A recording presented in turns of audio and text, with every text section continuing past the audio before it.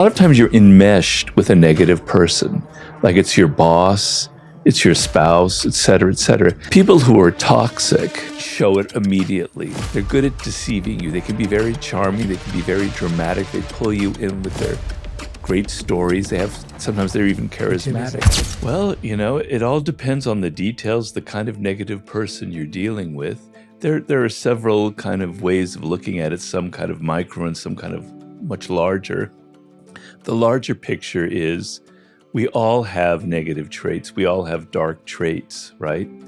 And so if you have this idea that it's just human beings are like this, it's like a flower or a rock or a tree, it has its nature. I just accept it. I accept people for who they are, and I deal with them on that level. I don't judge them, etc. Now, of course, when you're dealing with negative people, it can be very difficult because negative people like to stir up a lot of drama around them. And that's the kind of power that they get. They like the attention that they get from making people upset, from pulling on your emotions, right? So you have to have this kind of larger look at them where it's not about me, right? They're dealing with their own issues, their own problems. There's a history behind it. It could be their parents, it could be their family, it could be their spouse, their children, whatever. And they're venting it on me in this particular moment, but it's not personal. I tell people, don't take everything so personally, right? But then, so there are all these different levels, and it all really depends on the specifics because a lot of people come to me for advice. But a lot of times you're enmeshed with a negative person, like it's your boss, it's your spouse, etc., etc. And it's very difficult to do what I'm talking about, right?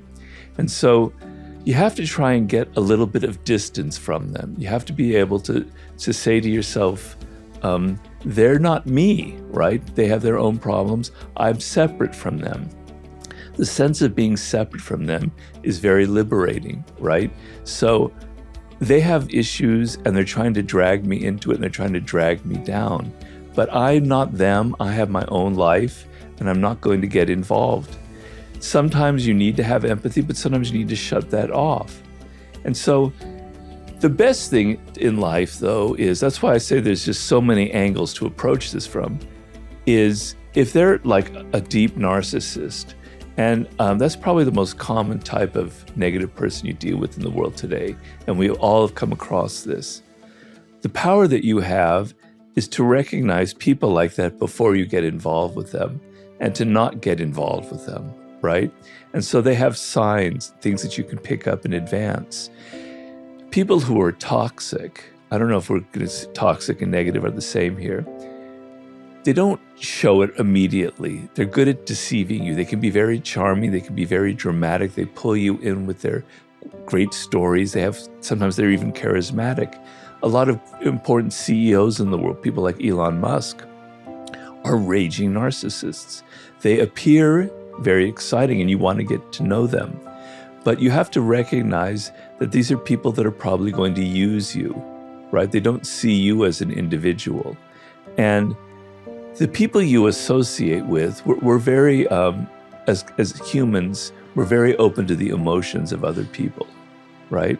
And so the people you associate with have a huge role on who you are and the energy you have, your daily life, et cetera, et cetera. And so you have to be very, very careful who you let into your life, right? That don't judge people as far as who are you going to let into your life. Don't be deceived by the appearances. Don't judge people based on their intelligence, on their charm, on whether they're good or bad, et cetera. Judge them on their character, whether they have a weak or a strong character. Well, also, there are people who appear to be humble, but they're not really humble. Agreed. There's a lot of people now who feign humility because it's seen as a positive trait. Yes. So humans are born actors, and you have to kind of look behind the mask. So I tell people, I view it as strong or weak character. A strong character is a person who can take criticism, right? Who can work with other people, right? Who can deal with stressful situations, who can handle responsibility. And if something goes wrong, they take, I am to blame for it. They don't look at other people. There's somebody you can rely on. You lean on them, and there's something there to lean on. You can rely on them in situations. A weak character is somebody who cannot take criticism. That is probably the number one characteristic, the worst trait, I think, in people, and a definite trait of negativity, is somebody who can't take any kind of criticism, right? They're so defensive. So that means they can get away with anything. They can say anything they want, and there's just like a wall, a shell around them, right?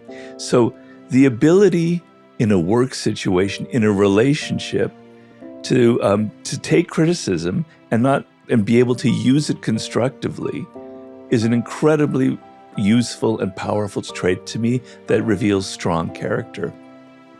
How people handle stress is a really good sign of their character. So in a work situation, people are good at faking it and pretending that they're very strong. But when it gets really stressful and there's a lot of pressure on it, the mask falls off and they reveal that they can't handle it. They're too weak. They're reacting to everything. They can't get out of the moment. They're so impatient, and fragile. And so the ability to handle stress shows that somebody has something strong inside of them, right? Mm-hmm. How they handle power, right? So when people are kind of climbing up the ladder in a group or in a job, they generally try and pretend like they're with the group. But once they have power, that all falls off, and they can become abusive, and they feel like they can get away with things that they couldn't get away with before. They treat people below them miserably, etc. So when people have power, how do they handle it? Are they responsible? Do they suddenly become somebody different, or do they maintain the character that they had beforehand, right?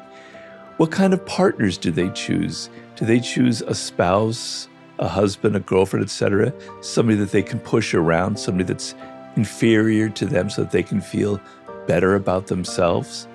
How do they look when they're playing like a game or they're in outdoor activities or something that has nothing to do with work? Are they so competitive they have to win at everything, even when it's like outside of that kind of environment, These are kind of traits that help me sort of judge a person's character. I know that I tend to get involved with narcissistic people. It's a weakness of mine, right? And maybe it's because of my upbringing, and maybe it's because I feel a kind of emptiness inside of me, and that their charm and the attention that they pretend to give you is kind of enchanting or casts a spell on you and it draws you in. Yeah, so if you're dealing with your own weaknesses and your own emptiness inside, you're going to be drawn to people who fill that up. Or you're going to be drawn to causes and charismatic leaders that pretend to give you a purpose in your life because you don't have a purpose, but they have it for you, kind of thing. So a lot of it has to do, with ourselves, and we're even attracted to negative people. And there are people who have patterns in their life where they deliberately choose the worst kind of person for them, right? And over and over and over again, because at least that makes them feel alive. At least the pain of it, gives them a sense of something dramatic. And so they deliberately bring on that kind of pain.